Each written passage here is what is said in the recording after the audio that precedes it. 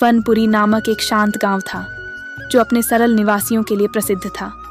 पर पिछले कुछ वर्षों से इस गांव पर प्रकृति का प्रकोप टूट पड़ा था।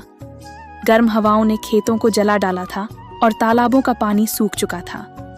गांव के उत्तर दिशा में एक प्राचीन गुफा थी जहां आर्ष्य अग्निवेश वर्षों से तपस्या में लीन थे, लेकिन इस बार तपती गर्मी ने उनकी शक्ति को भी चकनाचूर कर दिया था।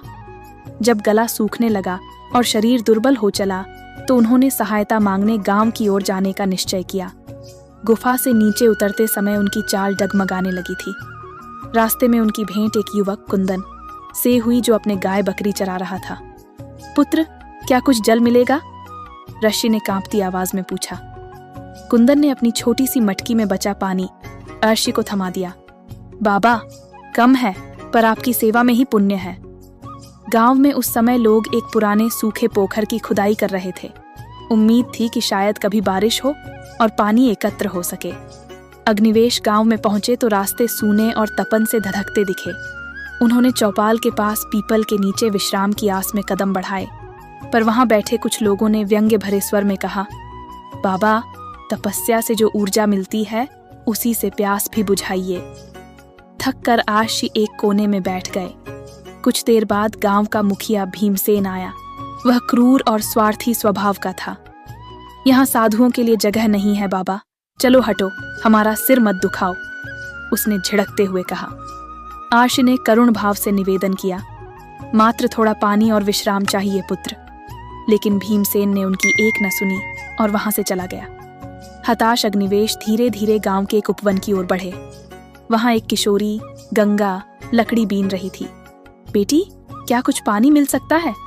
गंगा सकुचाते हुए बोली। बाबा, मन तो करता है, पर घर पर भी पानी का संकट है, माता पिता नाराज होंगे, कहते हुए वह वहां से चली गई।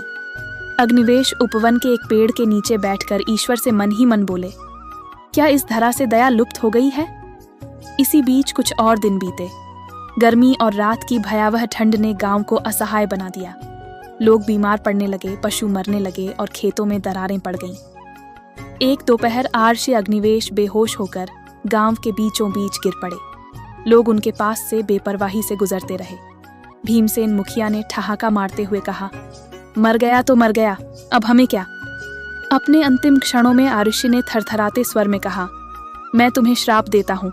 दिन में अग्नि के समान तपन और रात में असहनीय शीत तुम्हारा जीवन नष्ट करेगी, जब तक कि तुम दया का महत्व न समझो। और फिर उन्होंने प्राण त्याग दिए।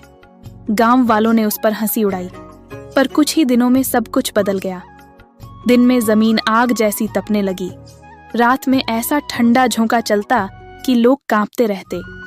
महामारी फैलने लगी। बच्चों और बुजुर्गों की मृत्यु होने लगी। भयभीत होकर गांव वालों ने पंचायत बुलाई। यह आर्षि का श्राप है, बुजुर्ग धरणी देवी ने कहा। अब क्या उपाय करें? किसी ने घबराकर पूछा। धरणी देवी बोली, गांव से दूर एक वृद्ध साधक हैं, माधव बाबा, शायद वही कुछ उपाय बता सकें। गांव के कुछ लोग माधव बाबा के पास पहुंचे और पूरी औपबीती सुनाई।